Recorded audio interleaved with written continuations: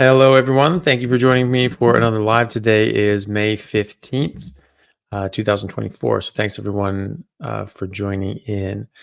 Yeah, I was going to have a bit of a different time today as I had a couple other appointments this morning. And so thank you, everyone, for joining on. I think there's going to be a bit more people joining as we go. While people get the message out. If people could hit the like button if they're on YouTube or anywhere else, hit the like button and leave a comment. That can help drive up the algorithm and tell it to send it out to more people and let them know that this is going on. Let's see. So I had a question here from Garagoth. Great name. 64-year-old male, dia AMD in left eye, maybe diagnosed, or diabetes, something in the left eye. 4 months ago, ILEA, I don't know what that means. Anyway, strict carnivore for the last 2.5 months. Blood pressure down 15 pounds, and other sorts of improvements. Vision almost completely back to perfect. Wow, that's amazing. Anybody you know that has gotten off injections? I don't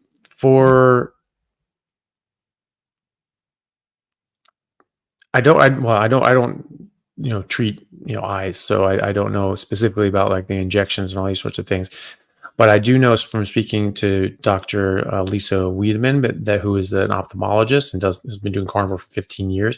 She said that you can absolutely reverse macular degeneration and improve eyesight and all these sorts of things by going on a carnivore diet, ketogenic carnivore diet, and presumably that would mean getting off treatment for that as well. But I can't tell you 100% because I don't treat that.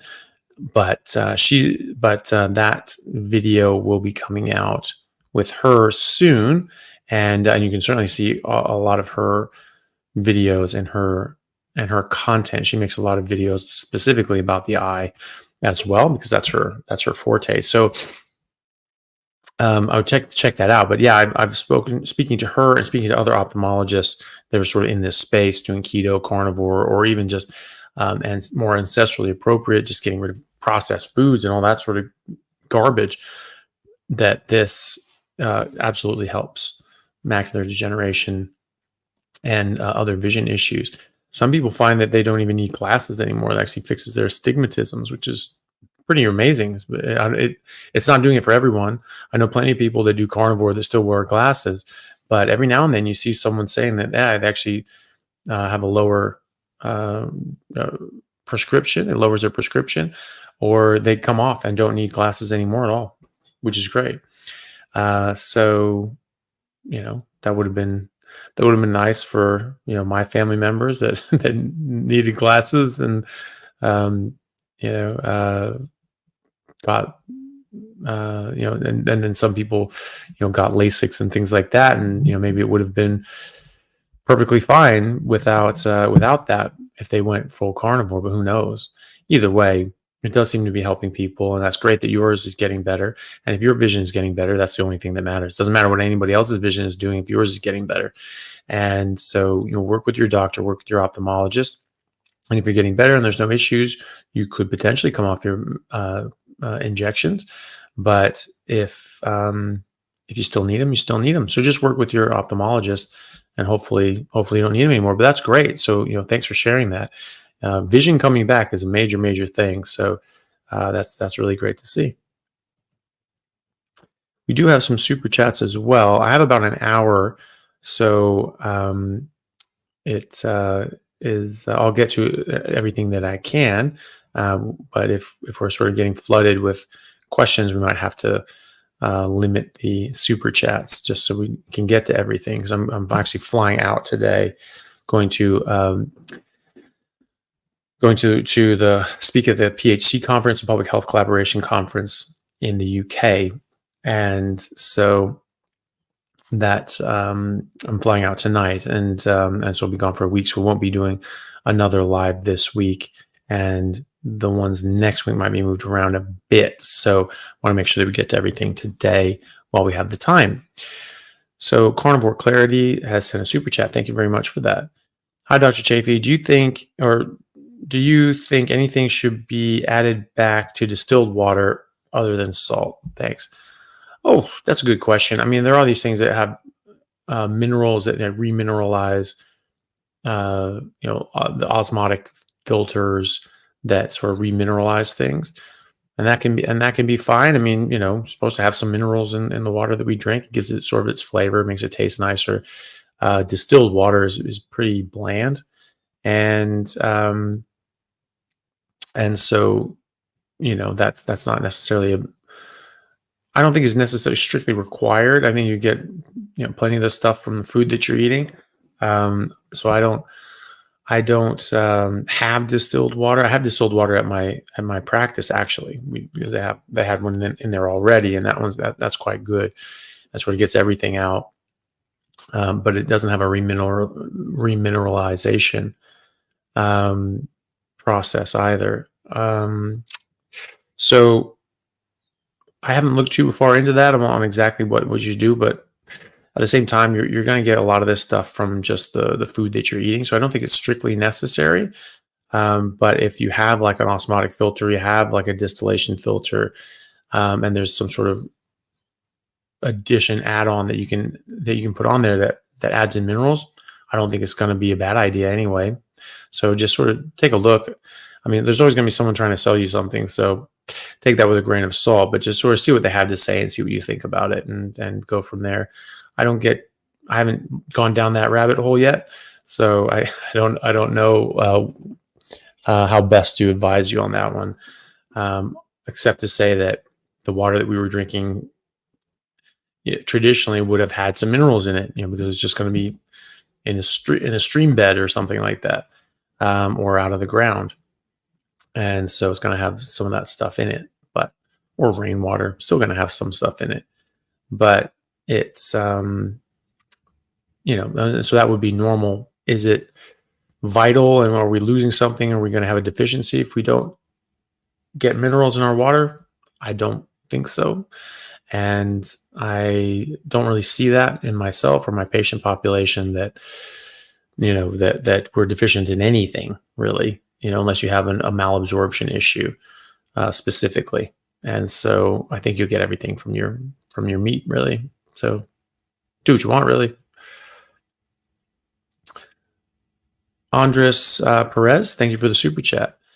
I am an elite marathon runner, currently dealing with a stress fracture on my foot and outer knee, also dealing with low testosterone. Can the carnivore diet help cure me and better my running? I think so, absolutely. Well, it can absolutely help with wound healing and help with just your body working better in general, having less inflammation, experiencing less pain, and will definitely help with low testosterone. That's I have every single one of my male patients. We test testosterone. I mean, I have a bit of a specialized practice in the metabolic health side of things, and so I check people's testosterone. That's a baseline test that I do for actually men and women, because women need testosterone just like men need estrogen, just need at different levels.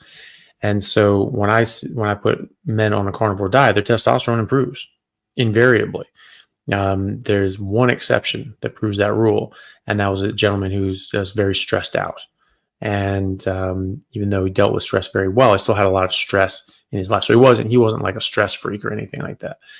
But there was just, he was just in a very stressful situation. It's still early days, so I would expect his testosterone is going to keep going up.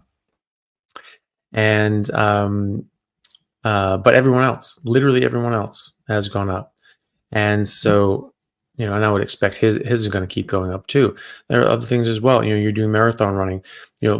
Long distance cardio can actually suppress testosterone. That is an unfortunate consequence of that type of event and training method. Sprinting, weightlifting does the opposite. That can actually boost your testosterone, boost your growth hormone, and lower your cortisol. Whereas, marathons and long distance cardio can lower testosterone, lower growth hormone, and increase cortisol. So it's still really good for you, but it just sort of has that sort of opposite effect when while for what those hormones are concerned. Um, but there are a lot of people that do um, are elite endurance athletes, both cycling and running, that have come to this and are doing better and better. There's a gentleman named Charles Washington who has been doing a carnivore diet for well over 15 years. He runs the Zeroing In on Health Facebook group. And that's a carnivore group. That's a long-standing carnivore group. He may be close to 20 years now, and he runs marathons regularly on carnivore, and gets his best times doing that, and does them fasted. Doesn't even drink water on the day, and feels much better doing that. So you can take a look at him. I don't think he has a YouTube channel that I know of, but he has that Facebook group, and he's pretty active there. And you can just go into the Zeroing In on Health Facebook page, and you can just do a search for his name or marathons and all that sort of stuff, and things will come up. A lot of things will come up. And so, yeah, and just as an athlete in general, your endurance will get a lot better. Your energy levels will get a lot better. You won't have to do a bunch of refeeding. You won't have to do, taking a whole bunch of, sugar syrups and gels and all that sort of stuff, and drinking sugar water and Gatorade and all that garbage. And that can also help your testosterone as well. Not taking in all those carbs and jacking up your insulin, which is going to screw up the rest of your hormones and get them out of balance, because insulin affects over 100 different processes in your body. It doesn't just drive energy into cells, and that's something that people forget or maybe never learned. And so that's something that you can't ignore. So it will make you a better runner. It will give you better endurance. It will give you better energy. You won't crash out in the middle of the race. You won't hit the wall. You won't have to refeed and do all that sort of stuff. You'll regenerate your glycogen faster on a carnivore diet in a state of ketosis than if you were drinking sugar water and gels. And that's been shown in clinical trials in athletes. Dr. Paul Mason has a video on that, talking about ketogenic diets in athletes. And he talks about these sorts of things. And Tim Noakes, Professor Noakes from South Africa, who's a big runner and a marathoner and one of the top sports medicine doctors in the world, has been talking about this for 15 years, about how he was wrong about needing carbohydrates as an elite athlete. It's actually the opposite. You get the exact same output and potential output on carbs, or making your own carbs, running on your fat, but you have an unlimited capacity nearly for energy mobilization and energy production when you're running on your fat, and you don't have to just keep sucking down sugar water and things like that. So it is a huge advantage. I've noticed this as well as a rugby player. Massive, massive advantage, both to my endurance and my explosive power. And I could just go. I could just go and go and go and go and go. And I was just, I would just sprint, and I'd be like running, and I'd just be like, okay, I'm just going to keep running. How long is that? Like, okay, well, maybe I'm running really hard, and okay, maybe I'll just sprint the next mile. And I just sprint a mile. I could have kept sprinting more, and I was just like, okay, now I'm just running really hard. Okay, sprint a half mile, sprint another mile, sprint 2 miles. It was just like, I just couldn't wear myself out. It was just, I would just get bored. It was just like, okay, I'm just going to stop, because I guess I should just stop, because eventually you're supposed to stop. And I was like, I'll go do something else now. And that was the only reason I stopped. It wasn't because, oh my God, that's all I had in me. I could never get to that point. Once I built up the stamina anyway. So, but that was because of the diet. You're never going to get to that level on any other diet. So yes, it will absolutely help. And it can help your testosterone, certainly. And it can also help you heal from those stress fractures, hopefully, but rehab that properly, obviously. And then when that's better, you get going again. And I think you'll find that you do much better on a carnivore diet. So good luck with that. So a couple comments here that have been flagged. Demand Man says, absolutely love Dr. Chaffee's analysis and way of looking at things. Well, that's very kind of you. Thank you very much. And Dara was saying, Dr. Chaffee is never late, nor is he early. He arrives precisely when he means to. Just like Gandalf. I think that's the reference. But yeah, I'm actually very regularly late, and I apologize for that. So And I do mean to get here on time. Just sometimes that time is later. Cyprian, thank you for the super chat. Hi, Dr. C. Switched to raw butter, thinking it's healthier, but my sinus carcinoma started flaring up. Any ideas? Should I keep trying? Taste is meh as well. Well, I don't know if raw butter is what's making that flare up, but you can try cutting it out and see if that makes you feel better. And just switch to tallow, to try to get your fat up, or fat trimmings. Go to your butcher and get fat trimmings and just fry those up lightly in the pan so you don't render out all the fat, and you just fry it up and you just have a pile of fat next to your steak, and you just sort of eat that with the meat. The fat's really important, especially when you're dealing with something like cancer. It helps you get your ketones up, keep your glucose low. And so you want to aim for about 2 grams of fat to every 1 gram of protein, getting about 80% calories from fat. That's what you want to aim for. And obviously not to the point of giving yourself loose stools, but you want to absorb everything, but cut out everything else that can cause loose stools, such as coffee, tea, caffeine, artificial sweeteners, and even supplements such as magnesium and medications such as metformin, which sometimes can be used in ketogenic metabolic therapy for cancer to, again, lower the blood sugar even more. That can cause loose stools. So just be mindful of that it might speed along speed up the motility of your gut, and you might actually not absorb everything right away. You might get some loose stools. Also remember that anyone who's on metformin, that this will prevent the absorption of some of your B12. That's a very common side effect, is you can get low B12 levels, and so you need to check, and you may need to get increase the amount of B12 by eating liver and things like that have higher levels of B12, taking sublingual B12, taking a supplement outside of when you take metformin, because again, it'll stop you from absorbing it, and not all of it, but some of it, and potentially if you're still not getting up to optimal levels, you might want to take an injection periodically as well. Sorry, it's itchy face. Hey guys, just want to take a second to thank our sponsor, Carnivore Bar. I don't promote many products because honestly, all you need to be healthy is to just eat meat. For those times that you're out hiking, road tripping, or stuck at work and you want a nutritious snack that is just meat, fat, and salt if you want it, the Carnivore Bar is a great option. So I like this product not because it's just pure meat, but also because I want the carnivore market to thrive as well. And the more we support meat-only products, the more meat-only products there will be available in the mainstream. So if this sounds like something you'd like to get behind, check it out using my discount code Anthony to get 10% off, which also applies to subscriptions, giving you 25% off total. All right, thanks guys. So Steve Large, thank you very much for the very generous super chat. That's kind of you. Steve says, hi, Dr. C. Do you still salt your meat to dry age it in the fridge? Just curious because I heard you say you no longer use much salt. Much appreciation for all you do. Typically not. I usually just put them out. And sometimes I'll very lightly dust them or salt them. And, I feel that it sort of helps it sort of preserve it a bit and help it dry out a bit. But oftentimes I'll just leave it and just won't do anything. Sometimes other people in the house want more salt. Not Elle, she doesn't really salt anything at all either anymore.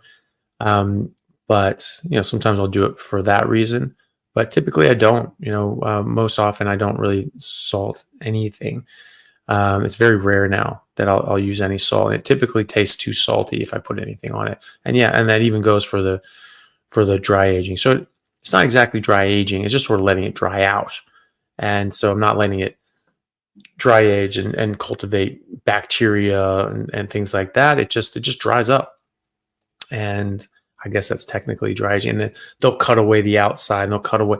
That's the thing. I don't think that the dry aging thing, I don't think that's a bunch of bacteria. Oh, the bacteria is on the outside. You have to cut that away. I don't actually believe that. Bacteria doesn't grow on dry surfaces. And that's how we sterilize things in the hospital. That's how alcohol sterilizes things. Not because alcohol kills things. is because alcohol dries up very quickly, and it dries out that area, and then it goes, and those bacteria just suck away and die. They can't live on that surface, and they'll die. So if you dry that out, it's just dry. There's no bacteria on there. There's a dried part of that meat. That's just beef jerky, basically. And so I don't actually think that's dangerous to eat that at all. I don't think there's bacteria in there, anything like that. And if there is, I doubt that it's bad for you. Because I do that with my steaks, and I let it dry out like hell. I mean, I've had in there for a month. I mean, with a 30-day dry age roast, they cut off all the outside. I just cooked it up. Tasted fine. If it's thick enough, it'll still be nice. I mean, after 4 weeks of just a steak in there, that was pretty dry. That was drier than I wanted it to be.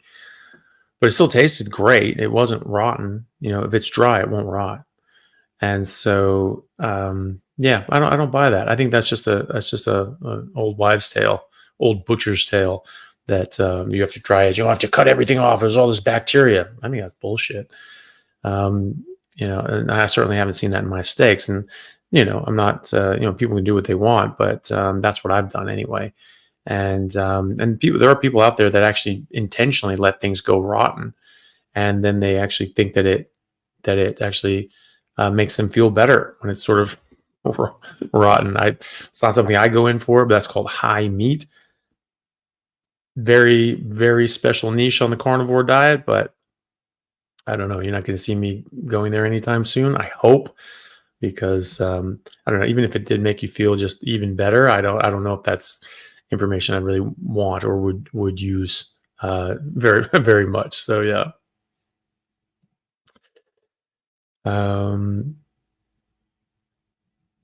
So probably because I was late, Tara was saying I should put up a live feed of little boy, of my cat, to keep everyone entertained. That would probably be a good idea.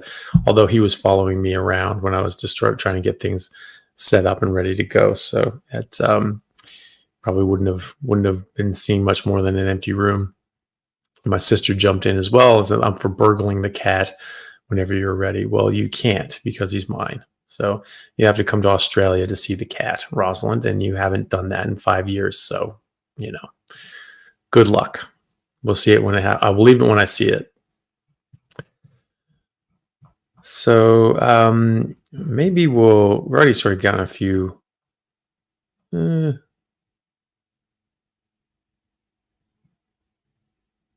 Okay. Yeah. Maybe we'll just sort of cap the super chats here, and just make sure I get to everything. We can always sort of answer other questions if I have a bit more time.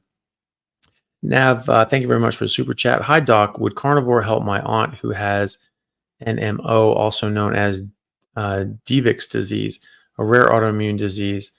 Also, are you going to the UK? Yeah, I'm flying to the UK tonight, actually. I'll be there for a bit less than a week.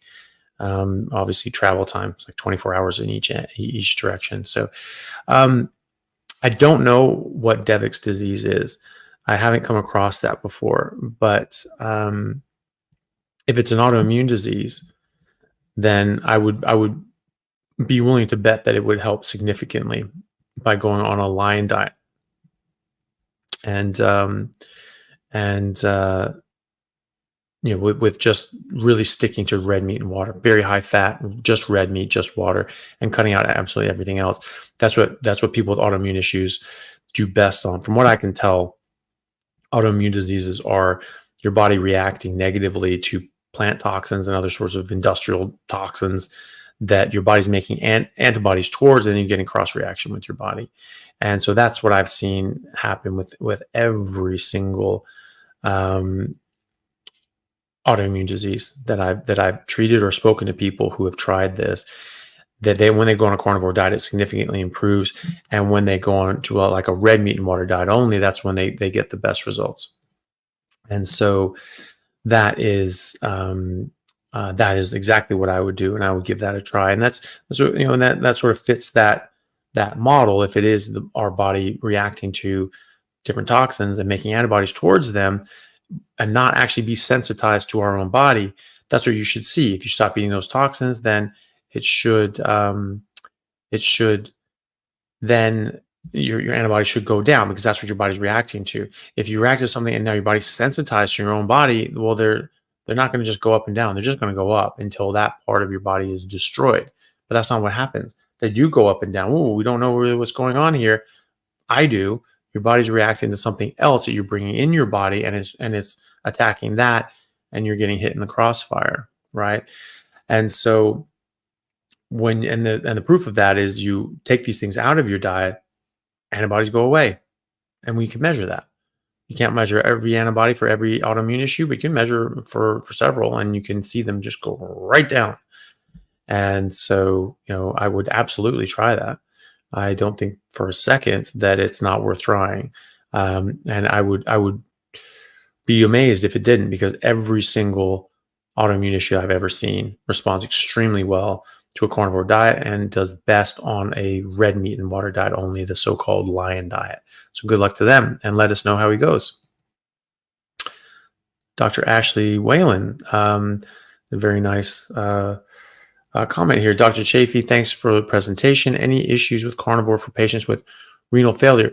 No, actually, I see patients with CKD 4 and 5 improve significantly and even get back to normal renal function.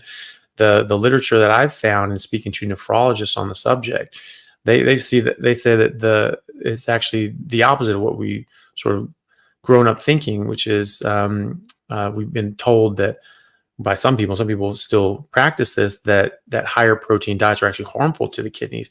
In fact, that's not what the literature shows. The literature shows the opposite. It shows that higher protein diets actually improve kidney function. And that's certainly what I've seen. I've seen it's a high fat diet really, because your proportion of calories in grams is typically higher of fat than protein, but it is typically much higher protein diet than you would get on a standard diet, any other sort of diet. So it is a higher protein diet, and I do see people doing much better on it. And you're also going to improve kidney function because you're removing out different nephrotoxic elements from plants, such as oxalates, which can be directly damaging to the kidneys as well. So you're removing out a lot of things that can cause harm. You're improving the nutrition and increasing protein and increasing the different available nutrients that are going to benefit the kidney. I have seen a number of people narrowly avoid dialysis by going on a carnivore diet, and either patients, friends, or just and countless people on the internet. A great place to look are those older Facebook groups that deal with carnivore diet, and they're specifically called zero carb. That's what carnivore was called before it was called carnivore. It was zero carb. So zeroing in on health and zero carb health, they do great. And they've been around for a very long time. They're very strict, and so they get much better results. And so they have a lot in their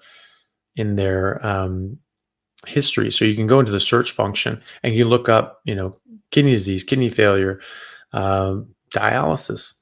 I've seen 3 people now, and I haven't been as active on the Facebook groups, but I've seen 3 people in those groups discussing about how they come off dialysis. That was the first time I saw that, was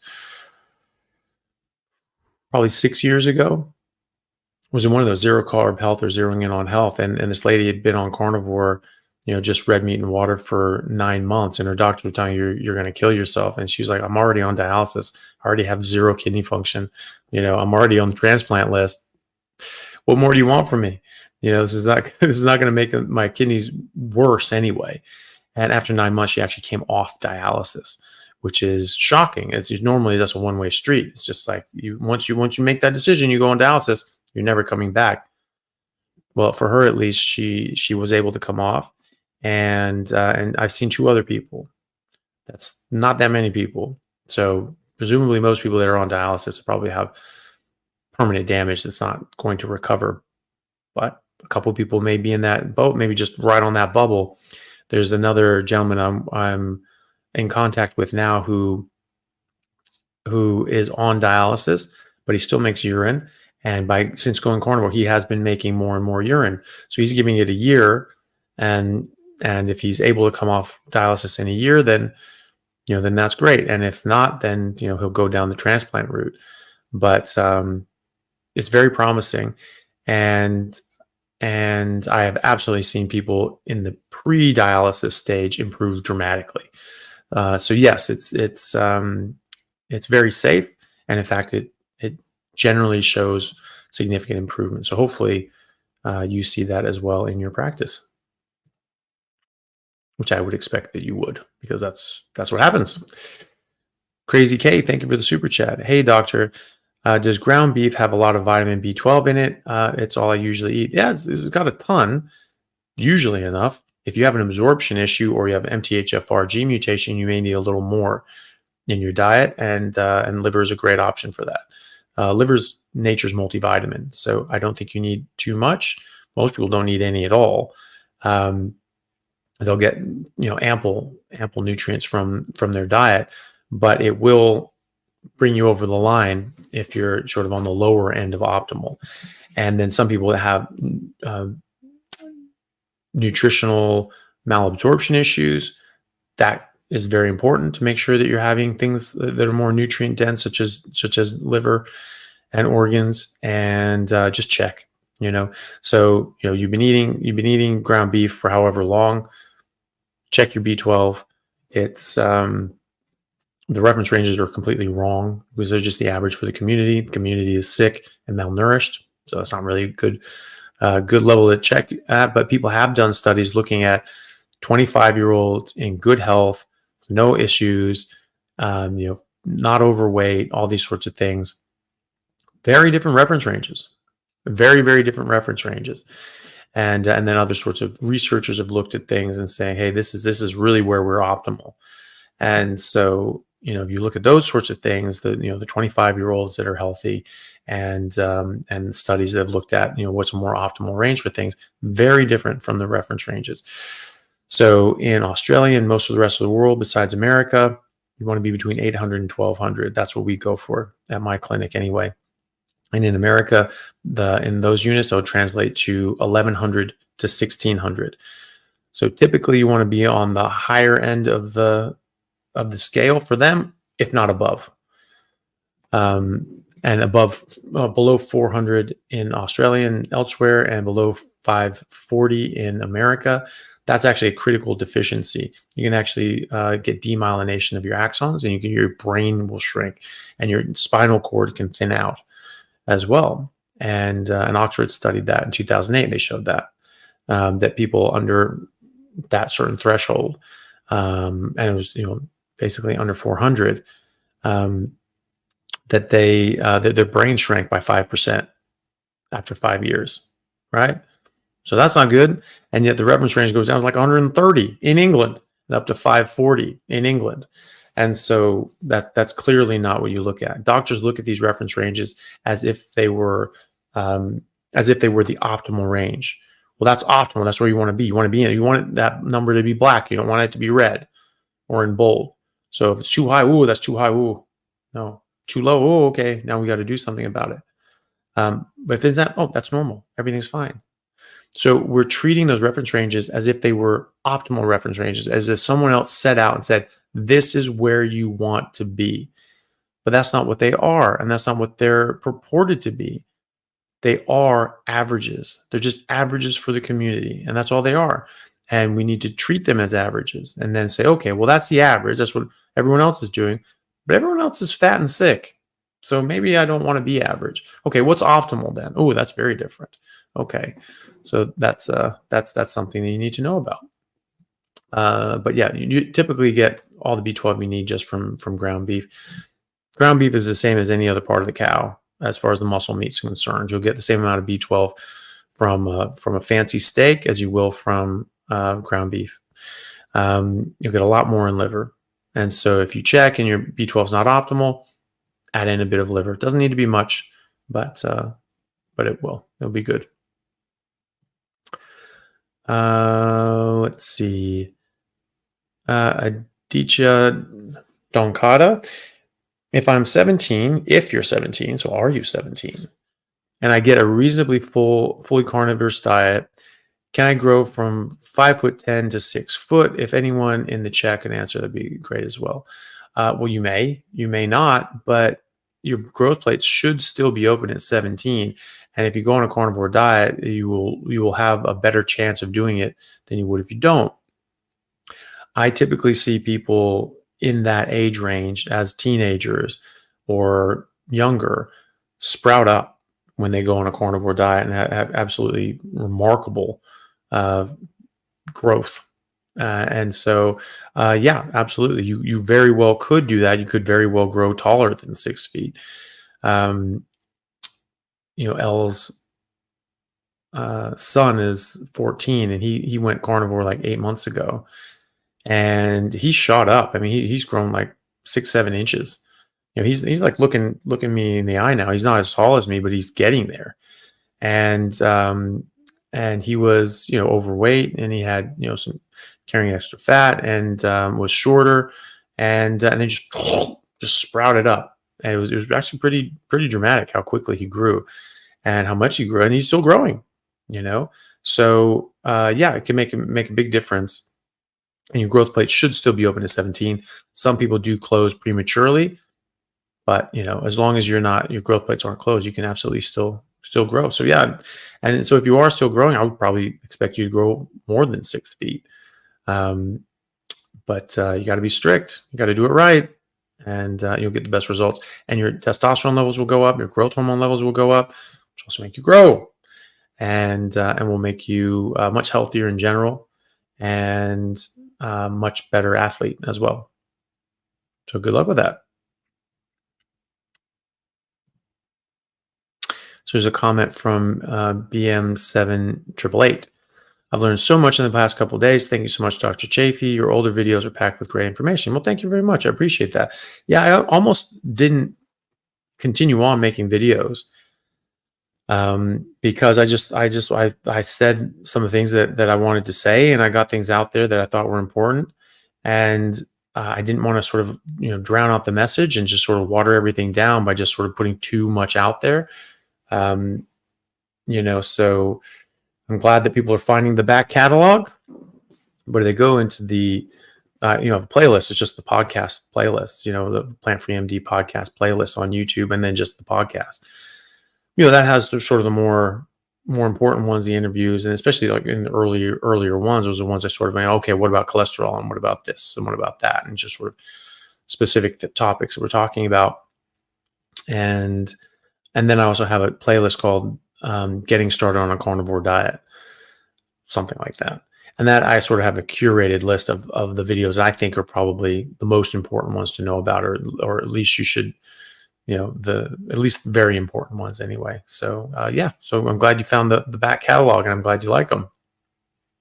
There's someone else here that actually found that they didn't need their glasses either. So Fardine Dendru says that I no longer need glasses, I notice, and I sit on screen 10 hours a day. That's fantastic.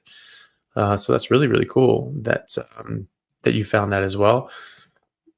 There does seem to be something there, and it's I don't know what it is yet. I bounced it off Dr. Wiedemann, and she wasn't quite sure exactly what was going on as well. She had done a lot of other videos on these sorts of things that can improve.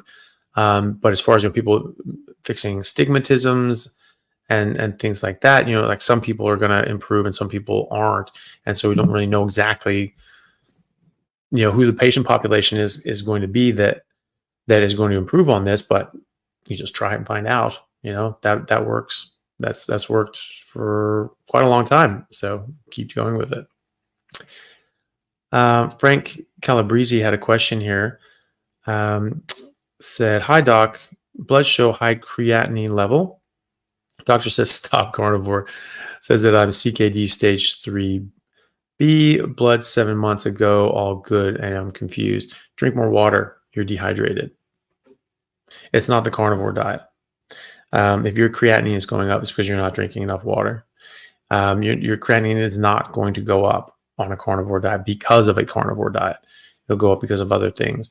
So you drink more water. There can be other things going on too. There could be some other process happening. It's not from meat though.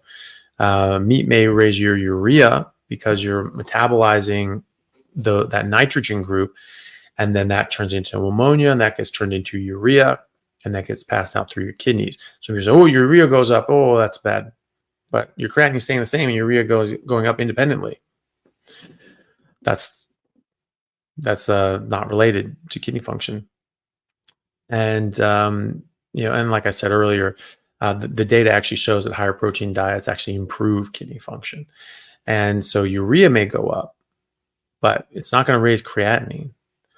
And so that's going up for another reason. And it's almost always dehydration. That's the first protocol. Creatinine goes up, you drink more water. Very simply, you don't make your kidneys work as hard, so you don't have to concentrate urine as much to get out all the crap, right? So your kidneys are working a bit too hard right now. Drink more water and help them out. Test it again. Your doctor obviously has your best interest at heart, but he just isn't aware of this data and the literature on the fact that higher protein diets improve kidney function, or on all the hundreds of thousands of people on a carnivore diet now who don't get kidney problems. And in fact, many people with CKD5, CKD4 reversing their kidney disease. So drink more water and you'll be fine, I'll bet.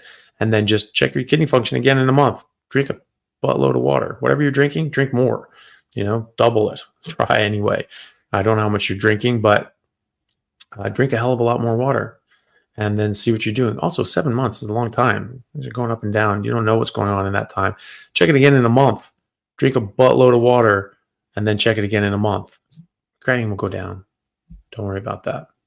Hey everyone, really happy to announce a new sponsor for the show and for everybody down in Australia, Stockman Steaks, who are delivering high quality grass-fed and finished pasture-raised beef and other meats, flash frozen and vacuum sealed to your door, something that I've been enjoying a lot of myself recently as well. They also have a great range of specialty items such as high-fat keto mince and carnivore beef and organs mince with liver, kidneys, and beef heart as well. So use code Chaffee today for a free order of beef mince or another specialty gift along with your order at stockmansteaks.com.au, and I'll see you over there. Thanks, guys. Mary Shepard, thank you for the super chat. Mary just said, safe travels, Dr. Anthony. Well, thank you very much. That's very kind of you. Seven, thank you for the super chat. Or Sevine, however you pronounce it. Can you explain more on cholesterol and how it affects men and women differently? Well, I mean, it just affects men and women differently in the sense that men and women are different, and we use those things slightly differently, and we make different hormones. So, I mean, cholesterol is just a ubiquitous chemical in the body, and it is used as a precursor to all your hormones. And so, for proper hormonal health, you need appropriate amounts of cholesterol, and you need that from your body making it, which is predominantly where you get your cholesterol from. Your body fills in the gaps by dietary cholesterol, but generally dietary cholesterol doesn't really affect your serum cholesterol very much at all. And so it doesn't necessarily affect men and women all that differently, but the cholesterol is used differently because it's turned into more testosterone in men, and different amounts of estrogen and DHEA and all these other sorts of things in women. So the balance and homeostasis of these different hormones is different in men and women, but the cholesterol is used in exactly the same. It's used as a precursor for all of those hormones. So while men and women are different and they're going to use cholesterol slightly differently in the amount of hormones that you have, it's actually pretty much the same in both men and women. That it affects us, that is necessary for all these different processes. Our brain is largely made out of cholesterol. Every cell in our body, the lipid bilayer is cholesterol. Those are cholesterol molecules. Bile is made out of cholesterol. Hormones are made out of cholesterol. Cholesterol is very important for both men and women. So I don't actually think that it affects us all that much differently. It's actually vital for both. It's just we have slightly different hormones, and those are technically made from cholesterol. So I guess you could say that. Or unless there was some sort of specific thing that was going on there that you may had in mind about the cholesterol, but that's That's sort of all I can think about at the moment to do with cholesterol and differences between men and women. Mary Franco, thank you very much for the super chat. I'm not seeing a question attached, but maybe there's one down the chain. There is a super chat from Robert Walcott, which I appreciate, and the question was down further. So thank you, Robert. Robert says, I'm a type 1 diabetic, so on carnivore, I will sometimes get low blood sugar. What do you recommend to eat to recover from a hypo? I'd probably stick with milk, probably. I'd stick with animal products. Any port in a storm, if you're out in the middle of nowhere and the only thing they have is a soda, get a soda. It's not ideal, but, it's not something that you're doing every day. It's just something that you're doing to avoid hypoglycemia when you're not feeling well and you're symptomatic. If your blood sugar is a bit low, but your ketones are high and you feel fine, is that the end of the world? If you have ketones, your brain's going to be running properly. And they've done experiments on people, which they probably shouldn't have done, where they raised up their ketones and then started dropping their blood sugar, and they found they actually dropped them down to a level that they would normally be in a coma. Perfectly fine. No issues, didn't feel bad, fully compos mentis, answer questions easily, all that sort of stuff. So, go by how you feel. If you feel great and your ketones are up or at normal levels and you feel fine. If you do take too much insulin, that could suppress your ketones and suppress your blood sugar. And so you might not feel fine. Drink some milk, grab some whole milk, raw milk if you can, treat yourself. But, I would probably stick with animal products myself. But if you don't have access to milk, then, get something else, other sorts of easily absorbed carbohydrates, and then, just dose the insulin appropriately. If you are getting, the right titration of your insulin, it should be easier on a carnivore diet because you're not having all the swings in blood sugar. So it should be much easier. And hopefully you don't have as many hypos or any hypos. But if you do, I'd probably go milk, and then just hopefully don't, have the issues with the too much insulin in the future. So yeah, good luck with that. Hopefully it doesn't come up, but that's what I would do.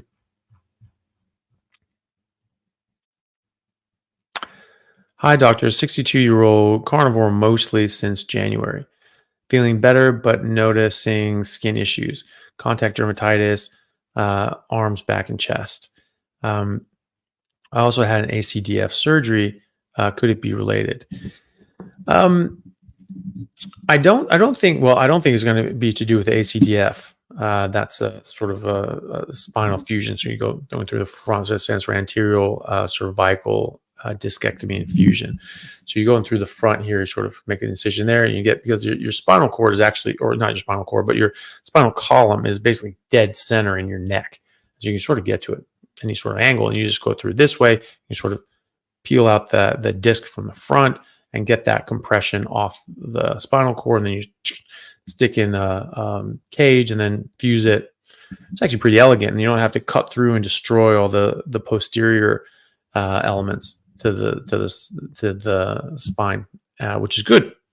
That's better for the integrity of the spine and not having future problems.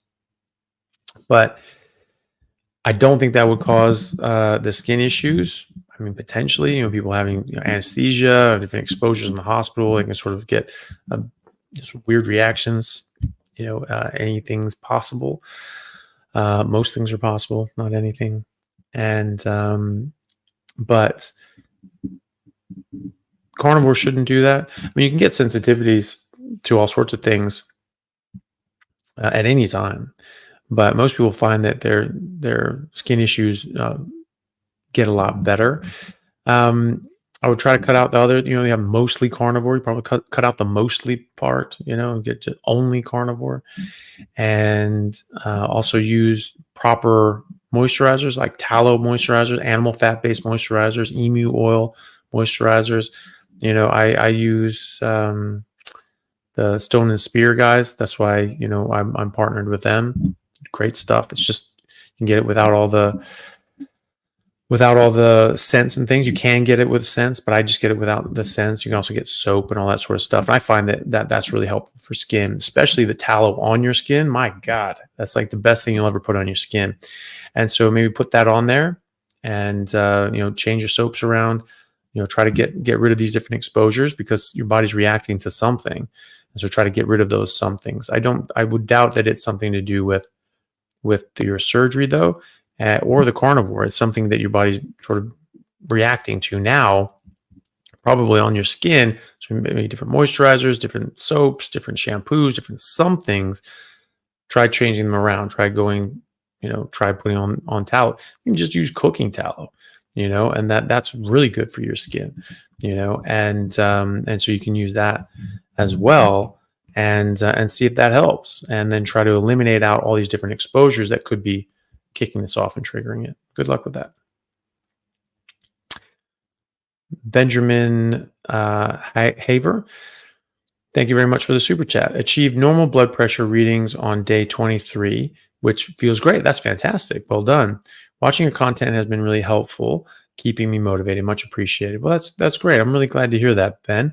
And I'm really glad to hear. I mean, it's 23 days and your blood pressure is normal. I mean, that's fantastic, isn't it? That's all the people that say, no, that's going to hurt you. That's not going to do anything good. And yet, everyone who does it gets better. And they're coming off blood pressure medications. They're reversing diseases that, oh no, you can't reverse that. No, that's just a fluke. Oh, how many flukes do you need before you start paying attention? So, and it doesn't matter if it's a fluke or an actual process, it happened. And that's the only thing that matters, that you don't have to take blood pressure medication. Your blood pressure is normalized. Fluke or not, still a good result. So well done with that. And thanks for sharing. And thank you for watching. I appreciate it. I'm glad it helps. Jammer Travels with a great update says, no longer sleep apnea and restored my eyesight back to 2020. Awesome. We're getting more of these things. So yeah, are there more of these people out? I'm really curious to know how many people improved their eyesight and got off glasses or got away from glasses, and what problem they had. They have astigmatism, or what their specific ocular issue was. And please leave that in the chat. And I really want to dissect this. Want to try to figure out who's going to improve from a vision point of view, and who may not improve all that much, because that's very interesting to me. BM 7888, thank you very much for the super chat. My father is 80 years old, has kidney failure, stage 4, so that's CKD4. Seriously diabetic, using multiple insulin shots, want to put him on carnivore. Should I be concerned about oxalate dumping? He has no gallbladder. Well, first of all, that's a very good point about the diabetes. When you go on a carnivore diet, that will reverse your diabetes. Ketogenic carnivore diet will reverse diabetes. And that's a major killer of kidney function, right? So, telling me, oh my God, stay the hell away from carnivore. Okay, so I'll go back to being diabetic with diabetic nephropathy and diabetic retinopathy and diabetic peripheral vascular disease and peripheral neuropathies and all the amputation. Oh yeah, because oh my God, that meat's gonna kill you eventually, and sometime maybe 40 years from now. No, it won't. Shut up. This is reversing the illnesses that cannot be reversed apparently, and are improving people's lives in so many ways. So no, that's not going to hurt you. So I think it's a great idea to put him on carnivore. I think that will help him in a number of ways. I don't think you necessarily have to be concerned about oxalate dumping, but keep it in the back of your mind. If he starts having different sorts of issues that may be attributed to that, potentially you could get some kidney stones or something like that. But, it's better out than in. I mean, you want to get these things the hell out of there. If he's getting a lot of oxalate dumping, he's getting sick from that, then you can go with the low oxalate sort of things as per Sally Norton. So watch her videos on exactly how to do that. She's the expert on that. Oh, excuse me. And, but the vast majority of people can just do this and go carnivore and actually do really, really well with it. And don't need to worry about it. Even, Sally once said to me that most people, even when they do dump out a lot of this stuff, they'll maybe have a bad few days or a bad couple of weeks, and then they get over it, and then they don't have any problems after that. That's most people. Her concern is that those people in the minority, they get a really bad dumping, and actually it's life threatening, and it's very dangerous to them. Well, I don't know if the dumping can be life threatening, but it's certainly debilitating, and it can be very nasty. And so just to keep an eye on that. And if you start getting these problems, then I would look to Sally Norton's work and on how to mitigate that. But I wouldn't not do it just for concerns of that. I mean, it's better to not eat oxalates than to eat more oxalates and to keep compounding that issue. The no gallbladder thing is not a big deal. You just need to spread out your fatty meals throughout the day. Most people with a gallbladder will form a pseudo gallbladder, which works exactly the same as a normal gallbladder. And so we won't even have to worry about it. But if he finds that if he eats a big fatty steak, he gets diarrhea afterwards, like immediately afterwards, then fine. Don't eat that much fat. Just space out the meal, cut it in half, eat half the steak earlier. If that's still doing it, do it in quarters, eat it 4 times a day, things like that. So if you split up your fatty meals, you shouldn't have a problem, even without a gallbladder or a pseudo gallbladder. But most people get a pseudo gallbladder and they don't have a problem. So hopefully he's in that camp. Either way, will absolutely help him. At 80 years old, it will give him a new lease on life. Absolutely. They get rid of his diabetes and significantly reduce his demand on insulin, if not completely remove it. A lot of people are able to come off insulin as well.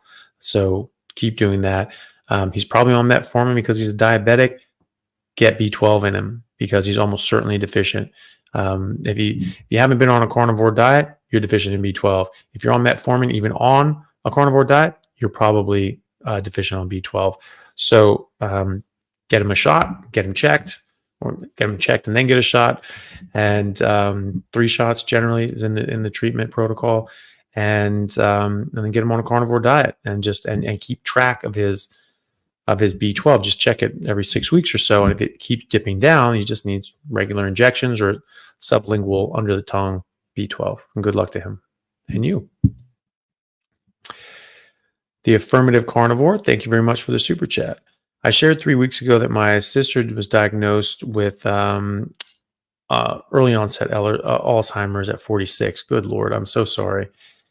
If I give her ketone ester and she shows improvement, could that mean she is insulin resistant? She is almost certainly insulin resistant either way. But yeah, if you give her a ketone ester and she perks up, that could show that her brain works better on ketones. It is going to work better on ketones, and so regardless of insulin resistance, that should help. And a lot of people in their 20s find that their brain fog goes away when they go on a carnivore diet. A large part of that is going to be that their brain's now running on ketones. And so you can try that. You can try ketone esters. They taste awful. They taste absolutely awful. And so she may not want that, but you can certainly try. They almost always have stevia or artificial sweeteners, which I don't like. I don't think that they're good for you. And also, just whether they're benign or not, they didn't exist 50,000 years ago during the last ice age. So I don't think I want that going in my body. So I try to avoid those sorts of things. But even with the stevia, it's disgusting. Thank you, Melissa. So just there's, I just don't like them. But yeah, you can try that. You just try giving her some ketone esters and see how she does. I mean, she will get better. And she goes on a carnivore diet, she will get better. Will she get all the way better? I don't know. But will she significantly improve? I have no doubt of that in my mind. Maybe that she doesn't. Maybe there's something else going on, maybe something further, but it would be the exception and not the rule. So I would, and she will improve. It's all the other ways that everyone else is improving anyway. She'll just feel a lot better. Her brain is running on ketones. Her brain is going to work better. And she's going to get rid of all these things that can actually significantly harm her and cause different sort of physiological damage and distress. So it's definitely worth a shot. It's definitely worth trying, and then see how she goes.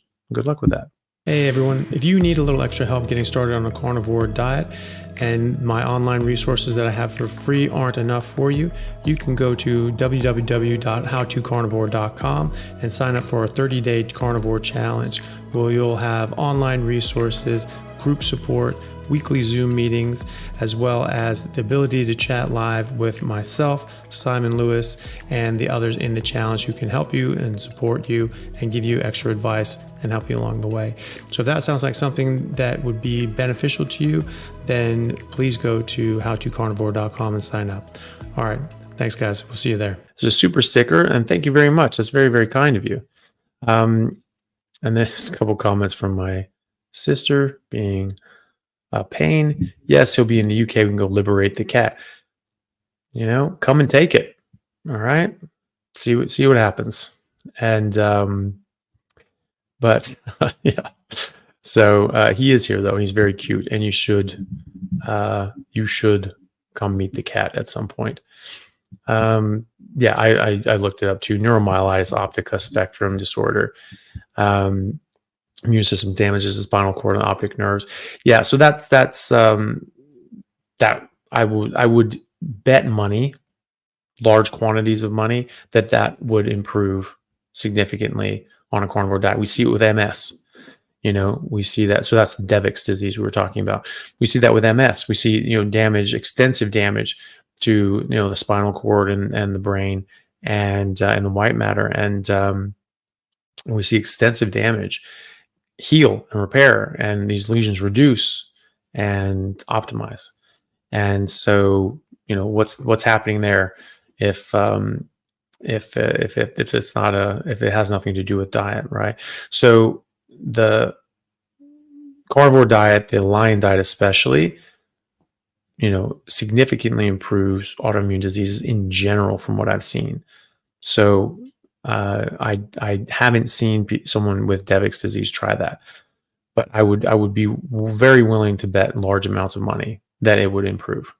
And so I'd be very surprised if it didn't. So just really strict, just red meat, just water. That's it. And see how you go.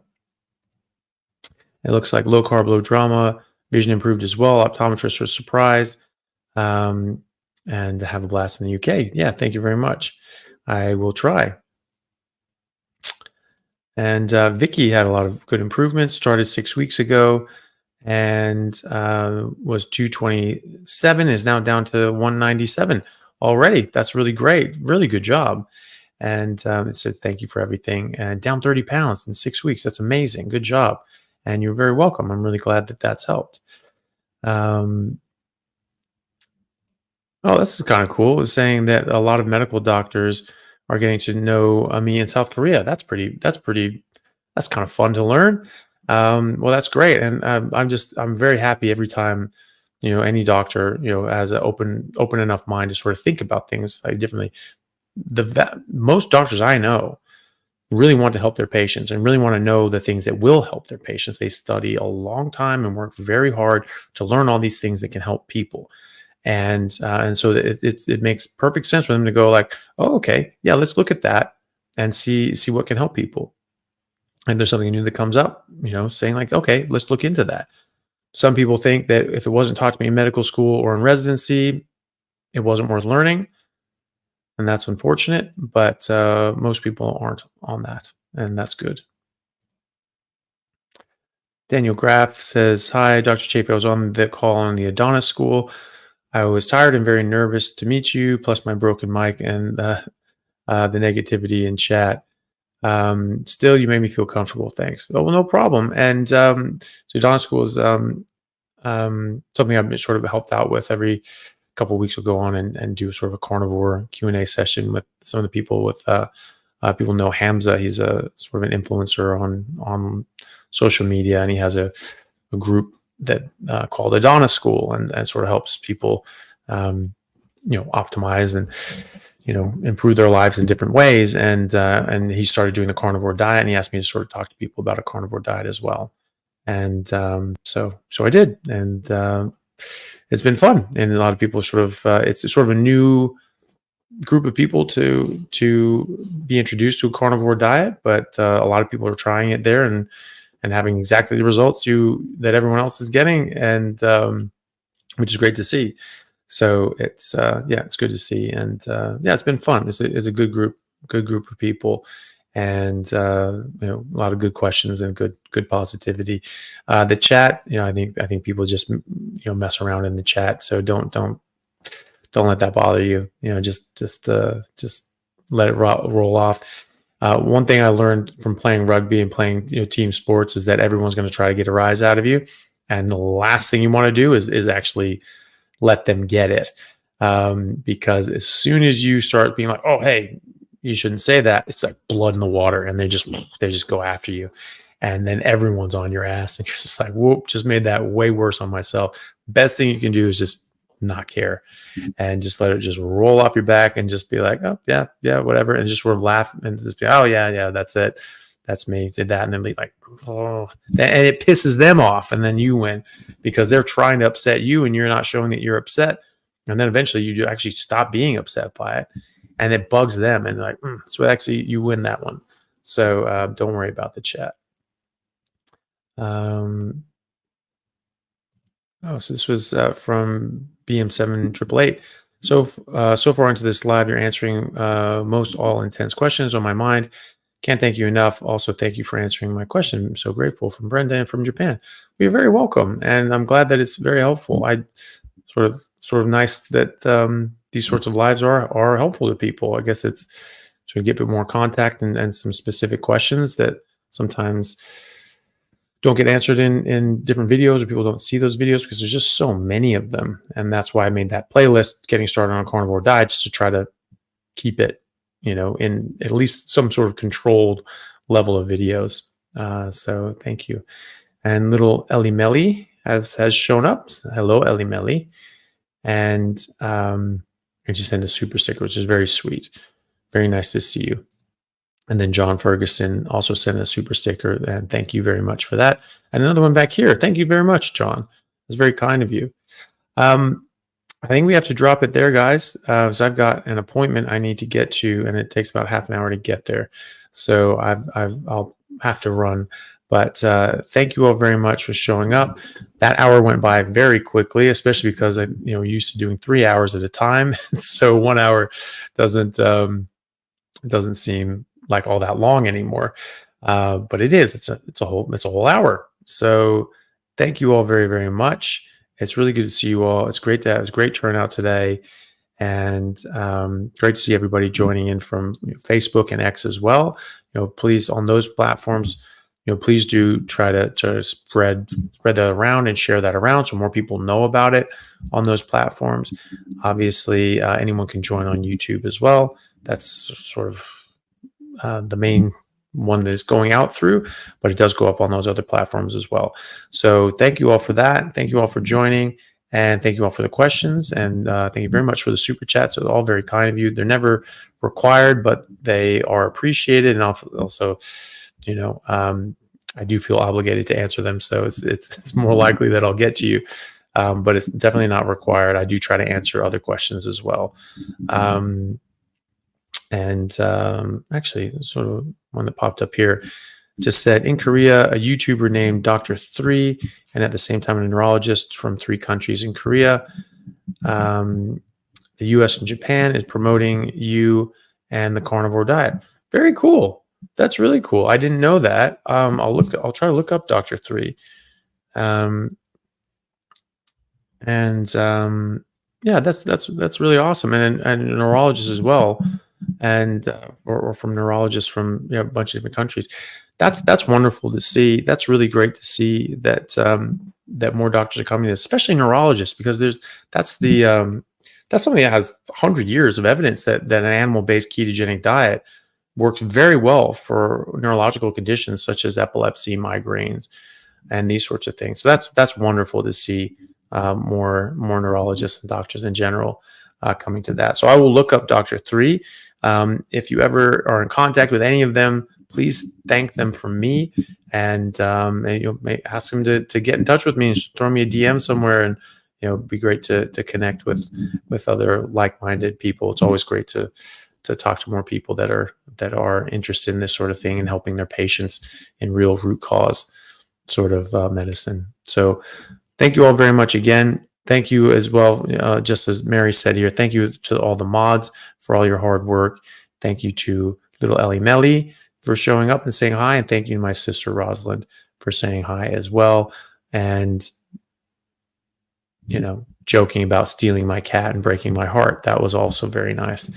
But if you want to see the cat or even steal the cat, you have to come to Australia because the cat's in Australia. So that's the first step. And next step, you can try and pry him out of my cold, dead hands. And other than that, thank you all very much, and really appreciate it. And I will see you all next time. Take care. Dude.